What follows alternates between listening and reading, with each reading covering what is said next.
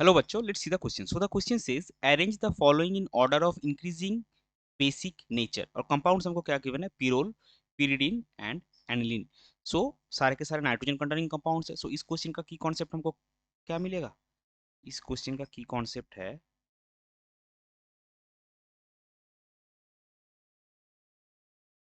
Basicity of amines. अभी देखिए, सबसे पहले हम क्या करेंगे, जो कंपाउंड्स हमको गिवन है हम उनका स्ट्रक्चर्स देख लेंगे. सो ये हो गया आपका pyrrole.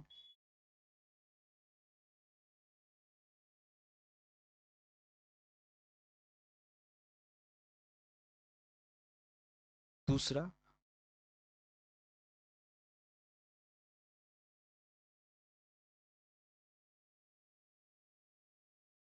ये हो गया आपका pyridine.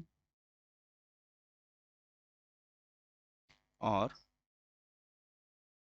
तीसरा ये हो गया आपका एनिलीन. सो नाइट्रोजन कंटेनिंग जो कंपाउंड्स है उनके जो बेसिसिटी है वो बेसिकली किसके ऊपर डिपेंडेंट है? वो बेसिकली डिपेंडेंट है नाइट्रोजन का जो लोन पेयर है उसके ऊपर. वो कैसे? अगर हम सिंपली जो हमारा NH2 ग्रुप है उसके रिस्पेक्ट में देखेंगे, सो NH2 ग्रुप के रिस्पेक्ट में देख सकते हैं कि ऑर्गेनिक बेस हम किसको बोलेंगे? जो कोई भी स्पीसीज जो H प्लस एक्सेप्ट करता है उसको हम बेस बोलेंगे. तो NH2 ग्रुप अगर H प्लस एक्सेप्ट करके बनाता है आपका NH3 प्लस यानी कि अमोनियम आयन, तो इसीलिए हम इसको बेस बोलते हैं. तो ये बेस, स्ट्रॉन्ग बेस और वीक बेस कैसे होगा? ऑब्वियसली जो नाइट्रोजन का लोन पेयर का अवेलेबिलिटी है उसके ऊपर होगा. अगर लोन पेयर का अवेलेबिलिटी ज्यादा है, इलेक्ट्रोनिसिटी लोन पेयर के ऊपर ज्यादा है, तो क्या करेगा? वो H प्लस आसानी से एक्सेप्ट करेगा, तो वो स्ट्रॉन्ग बेस है. अगर लोन पेयर का अवेलेबिलिटी कम है तो वो H प्लस आसानी से एक्सेप्ट नहीं करेगा, तो वो वीक बेस है. तो सेम हमको यही तीनों जो स्पीसीज गिवन है हमको चेक इसमें करना है कि किसमें क्या हो रहा है, कि आपका लोन पेयर कहाँ डिलोकलाइज हो रहा है, कहाँ पे लोन पेयर डिलोकलाइज नहीं हो रहा है. अवेलेबिलिटी ही हमको चेक करना है. तो सबसे पहले अगर हम स्टार्ट करेंगे पीरियडिन से, तो पीरियडिन में आप देखिए ये एक एरोमेटिक हेटेरोसाइक्लिक कंपाउंड है. और पीरियडिन में जो होता है वो नाइट्रोजन का जो लोन पेयर है ये रिंग के साथ रेजोनेंस में पार्टिसिपेट करता ही नहीं. रिंग का रेजोनेंस कुछ इस तरह से होता है. अगर आप देखेंगे रिंग का रेजोनेंस कुछ इस तरह से होता है. सिर्फ ये पाई बॉन्ड्स डिलोकलाइज होता है. नाइट्रोजन का लोन पेयर है वो डिलोकलाइजेशन में कोई भी हिस्सा नहीं लेता. तो इसका हम बोल सकते हैं जो नाइट्रोजन का लोन पेयर है वो पूरा का पूरा अवेलेबल है, सबसे ज्यादा यहाँ पे अवेलेबल है. एनिलीन के केस में अगर आप देखेंगे तो एनिलीन के केस में क्या होता है? एनिलीन के केस में भी ये डीलोकलाइज होता है, लेकिन लोन पेयर जो है वो एक्सोसाइक्लिक है यानी कि रिंग के बाहर. तो रिंग के बाहर से ये डीलोकलाइज होएगा. ये ऐसे डीलोकलाइज होता है. हमने स्ट्रक्चर्स, एनिलीन बहुत ही बेसिक सा स्ट्रक्चर है, ये आप सभी को पता है, इसीलिए हम इसका डिटेल में जो रेजोनेटिंग स्ट्रक्चर्स है वो नहीं शो कर रहे. तो एनिलीन का ऐसे डीलोकलाइज होता है. लेकिन पिरोल में क्या होता है वो यहाँ पे सबसे इंपॉर्टेंट है, क्योंकि अगर आप देखेंगे तो एनिलीन में भी डीलोकलाइज हो रहा है, पिरोल में भी डीलोकलाइज हो रहा है. पिरीडिन का तो सही है, पिरीडिन में डिलोकलाइज नहीं हो रहा है तो उसका कोई इशू नहीं है, लेकिन पिरोल में और अनिल में हो रहा है. तो पिरोल का डिलोकलाइजेशन जो है रेजोनेंस, वो हम अच्छे से एक बार देखेंगे. तो ये आपका हो गया पिरोल. यहाँ पे नाइट्रोजन के ऊपर लोन पेयर है. तो सबसे पहले क्या होगा? सबसे पहले ये लोन पेयर यहाँ पे जाएगा, यहाँ पे आपका नेगेटिव चार्ज बनेगा.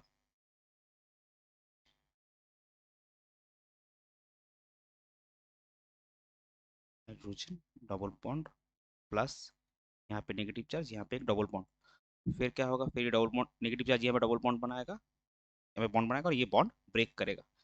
नेक्स्ट स्टेप में आपके पास आएगा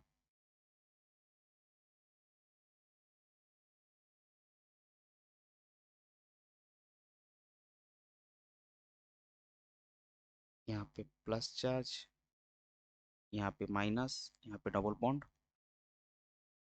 नेक्स्ट यहाँ पे डबल बॉन्ड बनाएगा, ये डबल बॉन्ड यहाँ पे ब्रेक करेगा.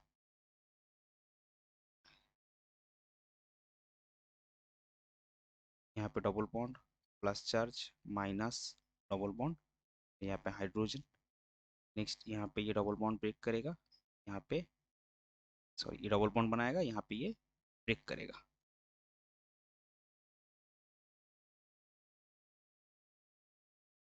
यहाँ पे डबल बॉन्ड, यहाँ पे नेगेटिव चार्ज, यहाँ पे डबल बॉन्ड, प्लस चार्ज और हाइड्रोजन. और नेक्स्ट स्टेप में क्या आएगा? ये बॉन्ड यहाँ पे आ जाएगा और आपको फाइनली वो फिरोल का भी वही स्ट्रक्चर मिल जाएगा.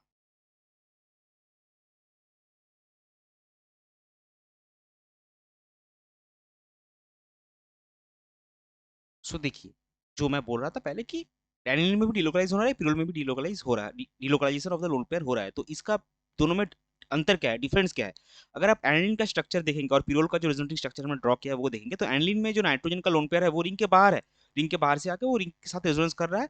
तो उसका जो डिलोकलाइजेशन एक्सटेंड है वो कम होगा पिरोल से। क्यों? क्योंकि पिरोल का जो लोन पेयर है वो रिंग के एरोमेटिसिटी में हिस्सा लेता है। एनिलीन में नाइट्रोजन का लोन पेयर एरोमेटिसिटी में पार्टिसिपेट नहीं करता, लेकिन पिरोल में जो लोन पेयर है नाइट्रोजन का वो एरोमेटिसिटी में हिस्सा लेता है, वो रिंग के अंदर है, रिंग के साथ डिलोकलाइज हो रहा है, इसीलिए उसका एक्सटेंट ऑफ डिलोकलाइजेशन जो है वो ज्यादा है। तो वही हम लिख लेंगे as a point, in pyrrole the lone pair on nitrogen atom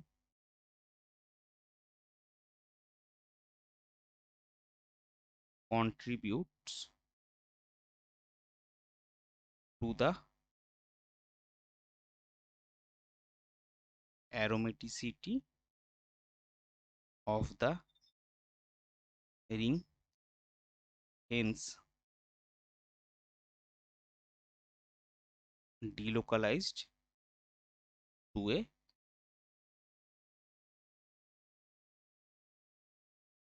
greater extent. So अगर ये डिलोकलाइज होगा to a gradation, so obviously क्या होगा, इसका अवेलेबिलिटी लोन पेयर का कम होगा। तो इसीलिए आपका पिरोल, पिरीडीन और एनिलीन में पिरोल सबसे कम बेसिक होता है, देन आपका एनिलीन होता है क्योंकि उसमें डिलोकलाइजेशन होता है, और पिरीडीन सबसे ज्यादा बेसिक होता है क्योंकि इसमें लोन पेयर का कोई भी डिलोकलाइजेशन नहीं होता। तो हमारा बेसिसिटी ऑर्डर क्या आएगा? तो हमारा बेसिसिटी ऑर्डर आएगा, बेसिसिटी